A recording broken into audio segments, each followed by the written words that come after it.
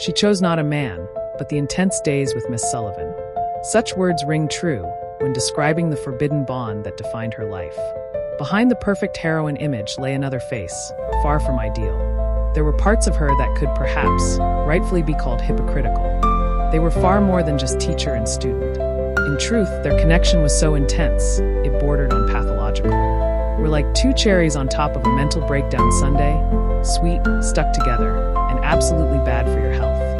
When Helen, in her 20s, began growing close to another friend, Sullivan reportedly had a hysterical breakdown and tried to sabotage the new relationship. Her diary reads, "I can't bear the thought of Helen loving anyone else. As if betrayed by a lover. Helen's my 5-star dinner.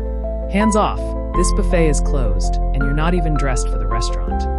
A hidden romance and the breakup behind the curtain. Helen Keller was engaged once. Her fiancé was Peter Fagan, a journalist and her secretary. At first, Sullivan watched quietly, but as the relationship grew serious, her stance changed. She turned openly hostile toward Fagan, saying, "She's blind to reality." The engagement was broken off.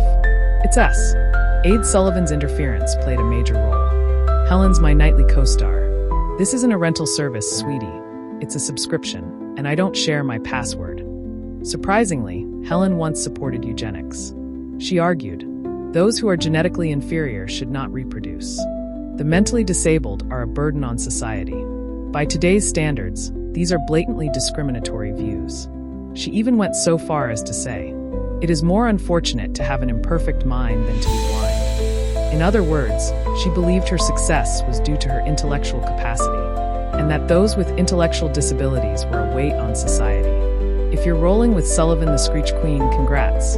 You've just earned a PhD in dysfunctional psychology, with a minor in what the hell is wrong with you. To the public, Helen Keller was the miracle worker. But behind the curtain was a woman who never broke free from Sullivan, who embodied both society's light and its darkness, and who may have lived as a blind lesbian bound by invisible chains. Truly, love is blind. What do you think? Drop your thoughts in the comments. Follow for more history that's not black and white.